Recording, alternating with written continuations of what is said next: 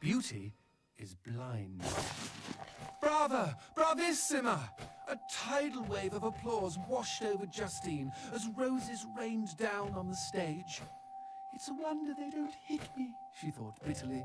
I'm the largest target for miles.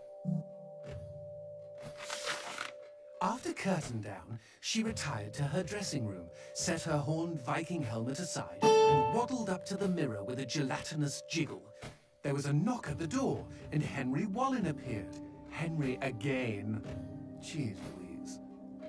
You were magnificent, Miss D'Evangelo. Did you see? The papers are calling you the finest soprano of the 19th century. He looked at the floor and shifted his feet uncomfortably. Every man in town loves you. Stupid Henry, moaned Justine as she examined her profile in the mirror. No real man could love a fat twat like me. She tried adjusting her midriff. Disgusting. She waited for the sigh, but today Henry's response was different. There was a rustle, a metallic thunk. Good evening to you, my lady.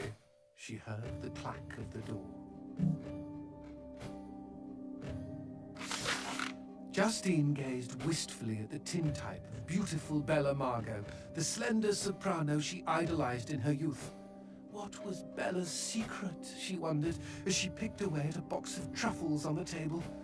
What indeed? A few minutes later, Justine was bent over the wastebasket by the door, gagging and heaving.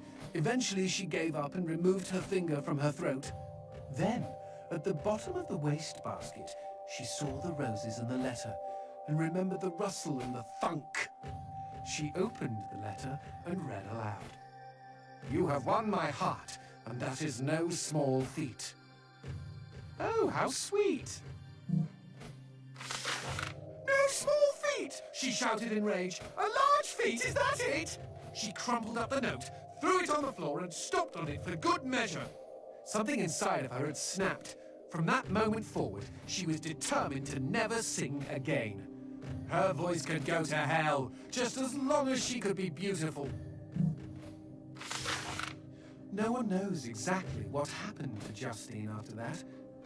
Not the impresario who had begged her to come back, not the reporters who had begged her to comment, not Henry, who had been too crushed to face her again. Correct me if I'm wrong, G, but didn't Henry want to be crushed? I mean, come on. Chubby chaser, anyone? When Justine's landlord finally let himself in, he was startled to discover a slim and beautiful woman in his tenant's armchair.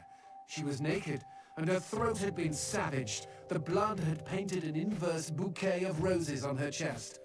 The woman held her own vocal cords in her hands. The end.